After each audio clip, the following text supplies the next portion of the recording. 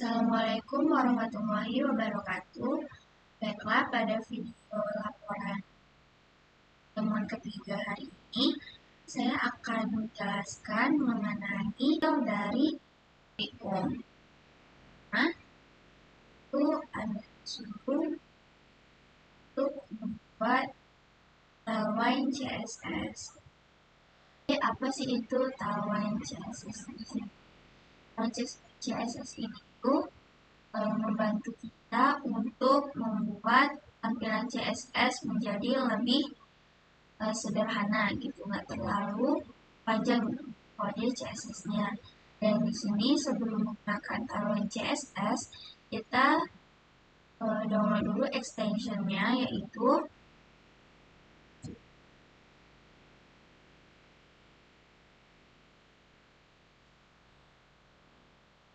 pada extension yang ini, Tailwind CSS versions. Ini kita download ini, terus ada penginstalan Tailwind CSS juga. Nah, kalau udah selesai semuanya, lu bisa menjalankan Tailwind CSS-nya. Dan yang kita kerjain di lab tadi, itu di sini ada kayak percobaan gitu. Nah, untuk gaji form ini sebelumnya sudah saya modifikasi, jadi tidak sesuai dengan yang ada di modul.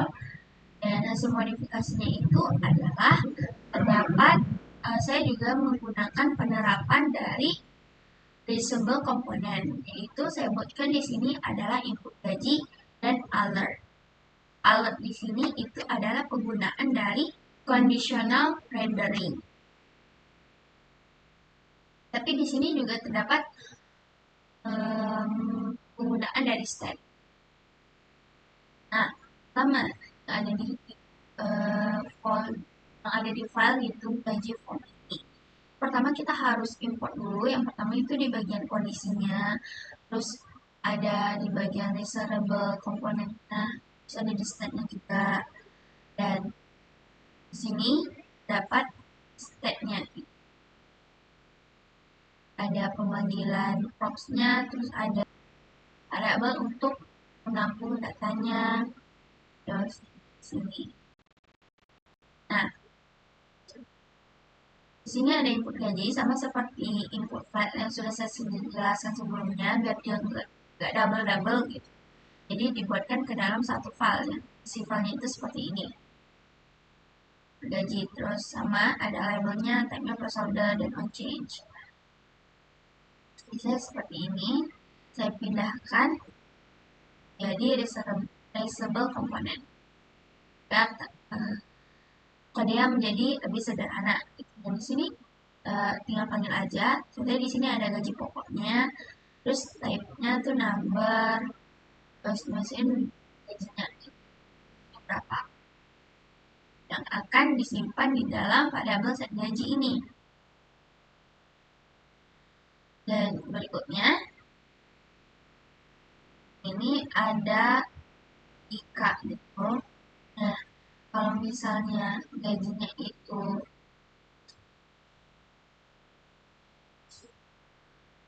kosong atau negatif, dia akan menampilkan alert seperti ini. Kalau misalnya gajinya kosong atau negatif, nah, akan menampilkan pesan seperti ini. Nah, kalau misalnya enggak, berarti sukses ya, dan akan menampilkan seperti ini.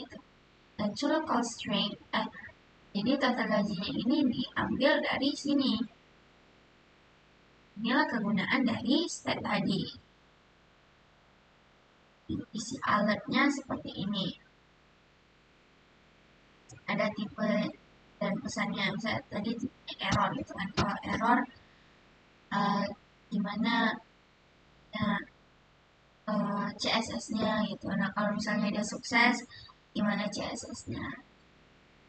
Tugas laporannya yaitu membuat form. Dan di sini karena saya membuat sistem penjualan sepatu, jadi di sini saya membuat form penjualan sepatu. Di sini di progres kedua, itu saya juga progresnya ada alert dan input field. Bagian sini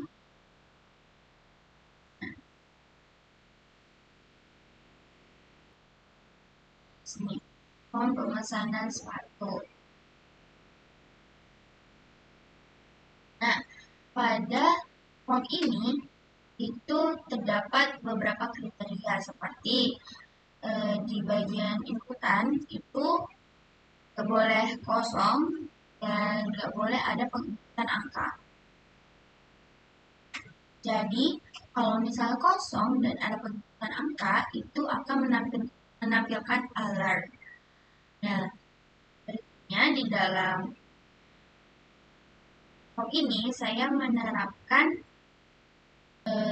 traceable component, ada state dan conditional rendering. Nah, apa sih contoh dari state itu? Nah, contoh dari state itu seperti ini. Jadi state itu gunanya untuk menampung nilai atau mengolah nilainya gitu. Itu kegunaan dari state. Makanya di sini seperti ini. Ada namanya, terus ada set name-nya dan ada use state-nya. Use state-nya untuk nilai dari variabel itu, dari props itu. Nah, berikutnya itu saya menggunakan juga yang namanya conditional rendering. Nah, conditional rendering itu kayak misal tuh ada beberapa kondisi yang nggak boleh yang ada beberapa kondisi gitu. Misalnya namanya yang misalnya itu inputannya tuh nggak boleh kosong, terus inputannya nggak boleh ada angka. Nah, itu penggunaan dari conditional rendering. Nah, contohnya di sini. Kondisinya itu di sini. Nah, kalau misalnya namanya kosong, di sini akan menampilkan alert nama tidak boleh kosong atau alamat tidak boleh kosong. Nah, terus kalau di sini udah diisi namanya, terus ada angka, akan menampilkan alert gitu. Namanya nggak boleh mengandung angka, terus namanya alamatnya tidak boleh mengandung angka. Nah, gitu. Dan yang disinilah yang namanya itu conditional rendering. Berikutnya ini di bagian formnya menggunakan input file. Apa sih itu input file? Kenapa kita menggunakan input file? Jadi ini adalah contoh penerapan dari reusable component. Nah, apa kegunaan dari reusable component ini? Reusable component ini tuh berguna kalau ada kode yang berulang-ulang. Jadi kode yang berulang-ulang ini bisa kita buatkan ke dalam satu file, dan pada contoh ini tuh saya membuat ke dalam file input field. Nah, jadi kalau suatu waktu ingin menggunakan kode tersebut bisa memanggil kodenya dari file input file ini. Jadi nggak perlu lagi tuh copy ada banyak-banyak. Jadi kesannya kodenya terlihat jauh lebih rapi karena penggunaan dari reusable komponen ini. Nah, makanya saya menggunakan input file di bagian inputannya. Jadi di sini tuh ada nama, terus ada teks. Ini saya akan menjelaskan bagian input filenya. Di sini ada input file. Nah, input file ini tuh ada label, ada type, ada placeholder, value, unchanged, dan error. Nah, label ini gunanya untuk yang kayak tadi, kan ada bagian nama gitu, untuk sebagai judulnya gitu. Terus type-nya. Tadi contohnya nama, dan type-nya apa. Type-nya itu di bagian inputan. Contoh kayak ada yang bagian teks atau untuk email gitu. Di bagian type. Terus placeholder ini tuh yang kayak ini masukkan nama, itu namanya placeholder. Ada kalimat di dalam kolom inputannya itu. Terus value itu nilainya, on change itu variabel yang dapat menangani perubahan inputan. Dan yang terakhir itu yang bagian inputan error. Kayak ada alertnya. Nah, alertnya itu di bagian sini. Kayak ada 2, jadi kalau misalnya dia error akan menampilkan pesan ini. Kalau misalnya dia sukses akan menampilkan pesan ini. Itu nah di bagian alert di sini. Terus lanjut lagi ke bagian tadi. Kita memanggil input file tadi, jadi tinggal masukin namanya aja gitu, nggak perlu memasukkan kode panjang-panjang yang seperti ini tadi ke dalam file yang kita mau gitu, jadi nggak perlu ada banyak kode, jadi terlihat lebih ringkas. Nah, dibuat di sini ada label, terus di sini saya buat nama, terus type-nya teks, kemudian masukkan nama dan lain-lain, sama seperti alamat juga. Nah, yang bagian ukuran sepatu, karena pada tugas kali ini tuh harus ada select drop down-nya. Jadi saya menggunakan ukuran sepatu sebagai drop down-nya. Nah, di sini kayak ada pemilihan ukuran sepatunya 8x9 41/42. Nah,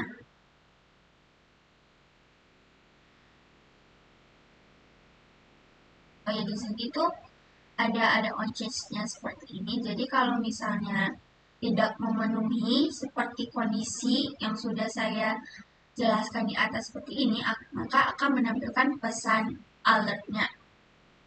Yang di sini gunanya. Jadi di setiap kondisi itu dimasukin on change-nya. Dan bagian pesannya, bagian alertnya. Nah, kalau misal penginputan tadi itu tidak sesuai, maka maka button pesannya itu nggak akan muncul. Jadi harus diisi sesuai dengan kondisinya, baru tombol pesan baru buttonnya itu akan muncul. Nah, makanya di sini kalau misalnya formnya sudah valid gitu kan, di atas sini kalau valid ya itu udah nggak ada error di bagian nama, udah nggak ada error di bagian alamat, dan udah nggak ada error di bagian ukuran sepatu. Nah, berarti kan udah valid tuh. Nah, baru bakal ada button ini, submitnya. Contohnya seperti ini. Nah, kan masih kosong. Nah, nggak ada nih tombol submitnya. Kita masukkan namanya. Coba. Nggak. Bisa kan? Coba kita pakai angka. Nggak mau. Nama tidak boleh mengandung angka. Oke, kita coba lanjut dulu. Ini alamatnya nggak boleh kosong, jadi juga benar ya. Dan ukuran sepatu coba 9. Nah, karena dia masih mengandung angka, nama tidak boleh mengandung angka, maka tombol pesannya itu nggak bakal muncul. Kalau dihapus sudah sesuai dengan kondisi yang sudah ditetapkan tadi, baru tombol pesan sekarangnya ini akan muncul. Nah, begitu juga di bagian alamat. Kalau alamatnya ada angka, dia nggak akan mau. Jadi harus berisi dengan huruf dan nggak boleh ada angka dan nggak boleh kosong. Begitu juga dengan ukuran sepatu. Nah, kalau ukuran sepatu yang nggak dipilih, ya akan seperti itu. Harus ada yang dipilih, baru muncul pesan sekarang. Baru muncul buttonnya. Nah, berikutnya di sini adalah CSS yang saya gunakan di dalam form ini. Dan di sini bagian mainnya seperti biasa, mengimport bagian booking page-nya dan memanggil booking page-nya.